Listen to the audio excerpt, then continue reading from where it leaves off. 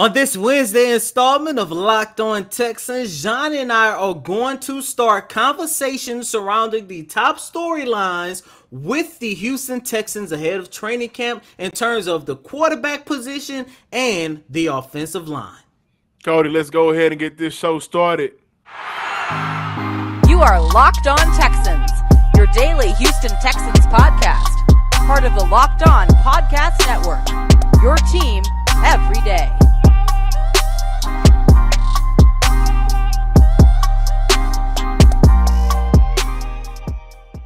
This is Cody Davis. Got to talk about training camp, which is in a few days. Storylines, which will affect the season starting off next week, heading into preseason, and we'll see how the 53-man roster plays out and who starts, who is a backup. Cody, one of the biggest storylines right now, in your opinion, is go.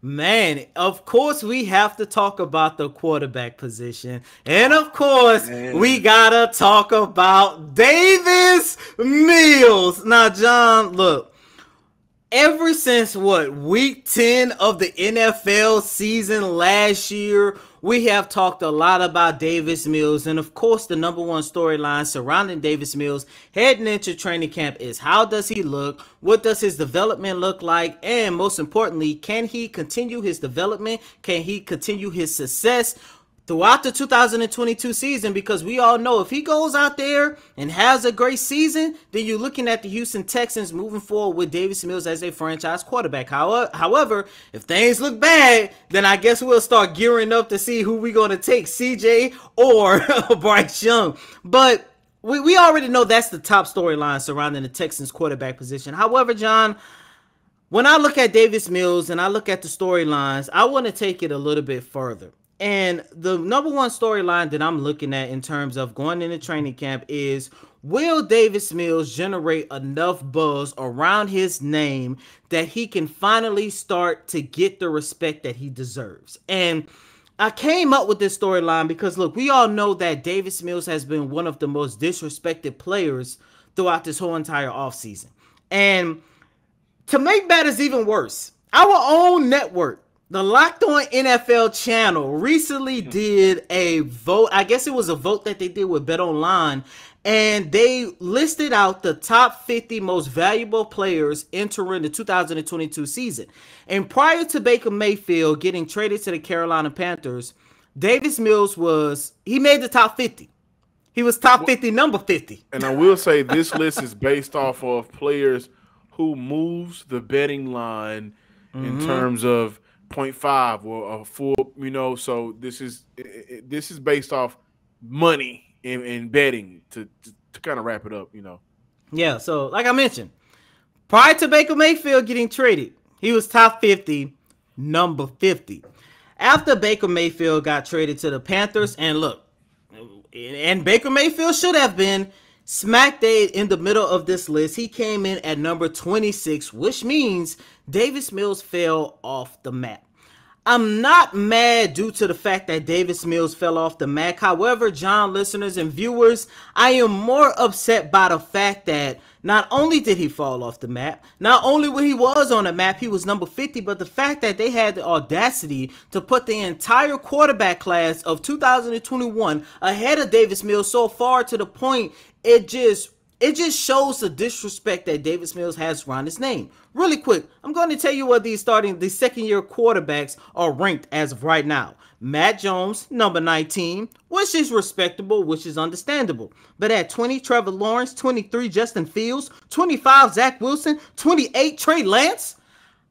Once again, John, listeners and viewers, and I know you guys are probably tired of hearing me talk about this, but I do not understand why, in terms of second-year quarterbacks, Davis Mills always get the short end of the stick. But in terms of production, in terms of numbers, in terms of just a rookie quarterback being in a bad situation, Davis Mills had the best rookie campaign out of all of these rookie quarterbacks, of course, with the exception of Matt Jones. And if he goes out and has a really good training camp, you're looking at a standpoint where Davis Mills will finally start to get some respect on his name. Cody, I can care less about that list. I don't think Davis Mills is uh, in terms of training camp. The disrespect doesn't matter right now. The list doesn't matter right now. Anything that has to do with numbers affecting um, a group outside of the Texans doesn't necessarily matter to me. And I think going into training camp, this what should matter. First and foremost, last year Davis Mills was first in the NFL in passer rating, 123.5 on throws 20 or more yards down the field. This is also a second-year quarterback going into a first-year offensive coordinator. He will be working with Pep Hamilton. We know, based off what we were able to see in this time, during his time in Indy, that Pep Hamilton likes to put the ball in the air. We've seen a lot of 5 to 7 step drops during his time when he worked with Andrew Luck. And I think that's why Andrew Luck is no longer in the NFL, because they didn't get him an offensive line fast enough. But that is what I'm looking for. The chemistry between those two going into training camp, during training camp, coming out of training camp. That is the only thing that I believe that matters in terms of Davis Mills, because we talk about the quarterback group. Let's be honest. We have to use that word group very loosely. That group has Kyle Allen, Jeff Driscoll. I know I'm missing someone as well. But that group is not a group. It's Davis Mills and the rest of the guys that has to fill a roster spot. And so it's not a quarterback fight. I think it was more so of a quarterback who's going to win it or not last season compared to this season. It's not for Mills, this is the opportunity where you have nothing else to worry about outside of learning your playbook, getting chemistry with your receivers, getting on the same page as Pep Hamilton, getting protected by your offensive line, which we'll get into. That's the only thing that matters. That is the biggest storyline surrounding this quarterback group, Davis Mills, heading into next week for training camp. The outside noise, the disrespect, this is the city of Houston. We have the Astros. We've had the Rockets when they were good. We have the Houston Texans. The outside media disrespect, that's going to happen. Doesn't matter right now. Let that start mattering. Let's get up in arms and mad about that during the season. Right now, it's time for practice. And for Davis Mills, is their release going to come out? How quicker is that ball going to come out your hand? How is it going to spin? Are you able to know when and when not to use your feet? Listen, Davis Mills ran a 4.58. He has some speed under his legs that he'd be able to use if he gets out the pocket and able to make some of these plays, keeping his head downfield. That's important. So, again, the biggest storyline right now is growth from year 1 to year 2, getting on the same page with Pep Hamilton, and your receivers out there not named Brandon Cooks, especially Nico Collins and John Mechie. More importantly, Nico Collins, let's see you get a real rhythm going heading into the regular season. Really quick before moving on, because we're talking about training camp, another storyline that's not going to get too much buzz, but I will be keeping an eye on, is Kyle Allen. This is a guy who did not have the best voluntary workouts, and this is a guy that did not have a very good mandatory minicamp. But at the end of the day, he is number 2 in his quarterback group, and we do have some expectations for the Houston Texans in 2022, and if anything happens to Davis Mills, he will be the first quarterback up to fill in for him. So Kyle Allen, I'm looking at him, and John, listeners and viewers, I'm going to say it right now. If Kyle Allen continues to struggle during practice, I would say it might be in Nick Caserio's best interest to explore the quarterback market to see if you can find another valuable backup. Because if he gets to the point where you're calling Jeff Driscoll's name, then we're really in a bad situation. Yeah, but you know what? It shouldn't come to that, Davis Mills. You should not lose your job to any of these quarterbacks. No, not saying that he's losing. I'm just saying, like, if an injury of COVID or whatever the case might be take place. Like, Davis Mills, he bet not. Well, and I will also add really quick before moving on, I wouldn't be surprised if the Texans take preseason as a extra scouting time to scout who's out there at quarterback. Hey, they may get some releases out there that they like more than some of the players that they'll have on their roster right now at quarterback. So we'll see how that plays out. BetOnline.net is the fastest and easiest way to check in on all of your betting needs. Find all of your favorite sports and events at the #1 online source for odds, lines, and games. Find reviews and news on every league, including MLB, NFL, NBA, NHL, combat sports, esports, even golf. They have everything. Head to BetOnline today or use your mobile device to learn more about the trends in action happening today, because BetOnline is where the game starts. Which NFL stars move the betting line the most? Well, this Monday, Locked On gave you the 50 most valuable players in the NFL from the odds makers at BetOnline. Start on July 18th on Locked On NFL, wherever you get your podcast, and on YouTube. One thing that I like about it, we are going from talking about the quarterback now to the big guys up front that got to protect them. Cody, for the offensive linemen, the storyline surrounding this group, what's going on? There's 3 separate storylines that I think is important when you look at the Houston Texans offensive line. 1, the return of Laramie Tunsil after playing only 5 games last year. 2, the development of Kenyon Green. He had both an up and down voluntary OTA period, mandatory minicamp period. He looked really good in run blocking. He was so-so in pass protection. And then, of course, I think, which might be the biggest one of all, is Tytus Howard. And you could break Titus Howard into 2 separate storylines. One, and of course, we talked about this, I believe, last week, the contract situation. Yeah. He is going into his final year of his rookie contract, and I do believe at any moment we could get a notification from Adam Schefter, Aaron Wilson, or whoever the case might be, maybe John and myself, that the Houston Texans have extended Tytus Howard for X amount of years for X amount of money.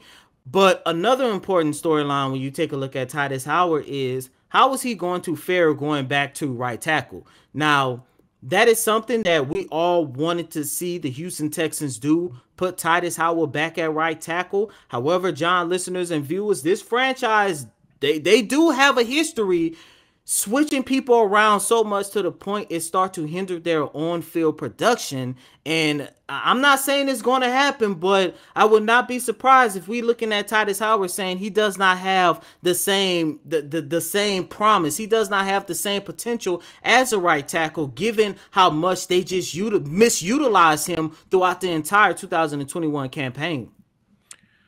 Tytus Howard, big man, out of an HBCU. Just got married, I want to say last year. They picked up his option for next year, so technically he has this season and next season to prove to the Houston Texans he's worth playing, staying here in Houston. And let me tell you why training camp is so important. Because for a player that I believe the franchise isn't 100% sold on, day one is important, right? And day one, he got started with day one doing OTAs, right? When he got out there, when everybody was out there. Tytus Howard has been putting in their work throughout this offseason. Training camp is where it starts. That first preseason game against the Saints, that's a continuation. It's important going into training camp that Tytus Howard understands that your money is on the line. And by the way, I'm not somebody that would be mad at Tytus Howard if in the future he decides to leave Houston. But right now, your money is on the line, and this offensive line is really counting on you to level it out. Now, Kenyon Green, I'm not necessarily worried about that. I do think that's a big storyline. By the way, the city of Humble and Atascocita did give him his own day. He did play at Atascocita High School, so shout out to Kenyon Green. But why that storyline isn't necessarily that important to me is because let's get to training camp first with this young man, right? He's a rookie. He's going to struggle, and it's not like he was outrageously bad. He just struggled, right? Now in training camp, he's going to get an opportunity to get with the rest of the offensive line group and get better. We are not mentioning, which we should, Cody, a big storyline is the man in the middle, Justin Britt, at I was center. just thinking about the justification of not drafting a center in this year's draft. They really believe in Justin Britt, and I'm a fair man, so I do believe that last year, with everything that was going on the right and left side of Justin Britt, it's kind of hard to be consistently good when everything else is a mess. So now the Houston Texans have seemingly fixed that. They also brought in A.J. Cann, played with George Warhop, who they brought into this coaching staff. They have time together in Jacksonville. And so overall, this if we could have a headline, Cody, if you're writing an article and the headline would be whatever to describe the state of this offensive line right now is, can the big boys get the big bucks? And the big bucks doesn't necessarily come from their play. The big bucks necessarily comes from how well the offensive line is protecting for their quarterback, so how good he's playing. So last season, Davis Mills was one of the most sacked quarterbacks within 3 seconds, 2.5 seconds.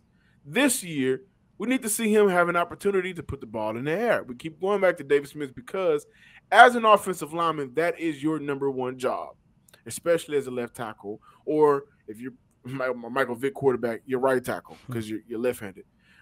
Then being able to move the ball, move bodies out the way for whoever is going to be at running back, Marlon Mack, Damian Pierce. I believe Rex Burkhead will get some carries this year, so we'll see how that running back position works out. But for the offensive line, they got to do a better job in keeping people away from their quarterback and at the same time moving bodies the hell out the way. Those are two things that they have been unable to do consistently throughout the past 2 years. Thanks for making Locked On Texans your first listen today. Make your second listen to Locked On NFL podcast. Our national NFL experts and insiders keep fans dialed in with the biggest stories and the latest news from around the league, because an offseason doesn't equal a break in the action. We'll actually get ramping up pretty soon, man. Hey, really quick, we are at the end of July, which means the beginning of August, which means eventually we're going to have week 1 of the NFL season within the next month and a half. You guys don't understand that feeling. So, listen, my wife already knows Sundays, we can get to church early enough and get on the body there. I'm gonna go ahead and cash Apple Zelle, my tithes and offerings, so I ain't got to pass the plate around no more. I'm not doing all that. By 11:22, I'm getting up out of church, coming home, and I'm watching some football, guys. Y'all don't understand how I feel. Cody, I know you ready. You're going to be at the stadium for half of the home games, for the home games at least, and half of the season, and the rest of the season, I'm sure you'll figure it out. But this year, just like every year in the NFL, I think it's going to be very exciting. The Madden ratings dropped today for the edge rushers. Cody, guess who had the highest rating for the edge rushers on Houston? Hey, gotta be John Grenard.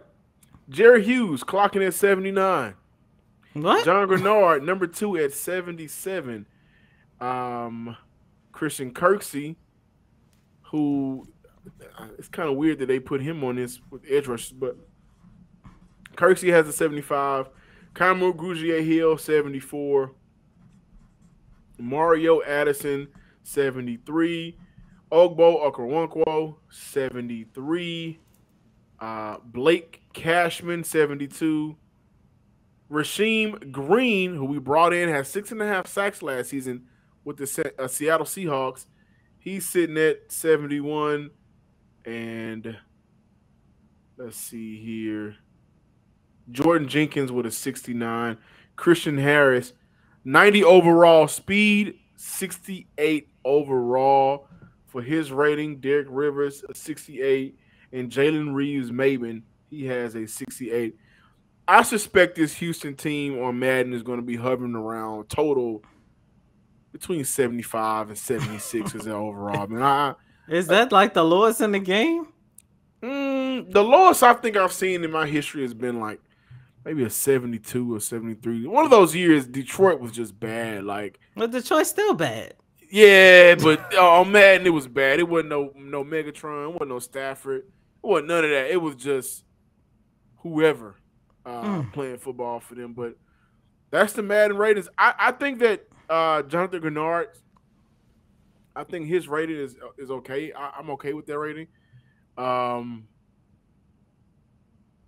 Jerry Hughes ranked at a 79. I thought was kind of weird, but I will say that with Jonathan Grenard being a 77 overall, I think his blocking shedding, which is at 72 right now, and his power moves, which is at 70, could have been slightly higher. So there's that with Madden. There's so much, and I don't want to give anything away, but if John Grenard can stay healthy, he's gonna unlock a whole new level to his career, because he's right there on the edge. Because for people like you and I who covered John Grenard, who talked to John Grenard, who's been around him, seen him at practice, seen him at training camp, or whatever the case might be, you could see the potential. Fans, you guys can see the potential when you watch him on TV, when you watch him inside NRG Stadium. There is so much potential in Grenard, but the only thing that's holding him back is his health. John, I'm telling you, if this guy can play an entire 17-game season fully healthy, I'm going to go on a record and say that I'm expecting him to have somewhere in the ballpark of 10 to 12 sacks for this upcoming season. And I know some of you guys might look at that number and think to yourself, that's kind of, that's way out there. There's no way in hell he's going to have that opportunity to do that. But when you just look at this guy's work ethic, when you just look at how when he goes out there and every single down he's out there on the field, he leaves it out there. Like, I'm so excited to see what John Grenard's have. I'm just hoping that he's healthy. Yeah, and I will say this. The Houston Texans, which is the youngest franchise in the NFL, they only have 4 players to get 10 or more sacks on the season. Of course, JJ, Mario Williams, Whitney Merciless, and somebody who you guys may have forgotten about, not Jadeveon Clowney, not Antonio Smith. Connor Barron also has a 10-plus sack season here in Houston. And so last year, Jonathan Grenard got close to it, to being the 5th in that, in a 20-year franchise history with 10 sacks, 5th player to get that achievement. This year, he has to have that on his goals. Every NFL player, no matter what their role is, they have a goal. And I believe that Jonathan Grenard, he has that circled as 10 or more sacks on the year. I think he can get it. It just has to be on the field consistently. Also, the Houston Texans had an interesting tweet basically asking who will score the first touchdown on the season. Cody, who you think would be? I got Nico Collins. I think this is going to be a really big year for Collins. The Texans, first touchdown on the year. I think the Texans, especially that first game, which I believe is the Tennessee Titans, correct? No, Indianapolis Colts, right? It'll be Indy. That very first game, I think there's going to be a lot of hype surrounding the sophomore class, i.e. Davis Mills, Nico Collins. Had a brief opportunity to talk to Collins doing mandatory minicamp. He was just telling me just how ready he is for the season. So knowing the work that he put in throughout the offseason, knowing that his chemistry and camaraderie with Davis Mills is going to take another level for this upcoming year. I know I'm expecting Nico Collins to not only to have a great season, but I'm expecting him to have a couple big games. And one of the games that I have circled in terms of, how I'm going to measure Collins' success for this upcoming year is that season opener. And John, one of the things that you say you want to see him improve is, improving that red zone. Big body receiver. He has to go out there and prove that, he's not a number 2 wide receiver or number 3 wide receiver for this organization. He has the potential to be number 1, and I could definitely see him and Davis Mills connecting in the red zone on that very first game. Yeah, again, I think he should be able to play that Mike Williams role that Mike Williams does for the Chargers. But I'm going to go with Marlon Mack. I think Marlon Mack going to get down there. Another guy that got a lot to prove. A guy, and listen, who was he playing that first game? The Colts. You know what? He just spent a few years of his life playing. In the last couple of years, it was a rough marriage, and so players and coaches, they have this understanding. If we feel like in this situation you're going to score, and this is against your old team, we're going to give you an opportunity to do so. So I think Marlon Mack will be the first Houston Texans scorer on the year. Thank you guys for checking out today's episode of the Locked On Texans podcast. Make sure you subscribe on YouTube. Find us at Locked On Texans. Follow me on Twitter at John_Hickman12. We got an exciting year. Training camp storylines is what we going to be talking about. And as always, I'm your host, Cody Davis. Please continue to follow me on Twitter at CodyDavis_24. Once again, that's Cody, COTYDAVIS_24. John, listeners, viewers, really quick. First touchdown of the year is a pick 6 from Derek Stingley Jr. That would just it's just a thought. That's the bet. If that's like a 1 to a 10,000 odds, go and put some money down on that. Go and put some money down on that. Man, but until next time, ladies and gentlemen, peace.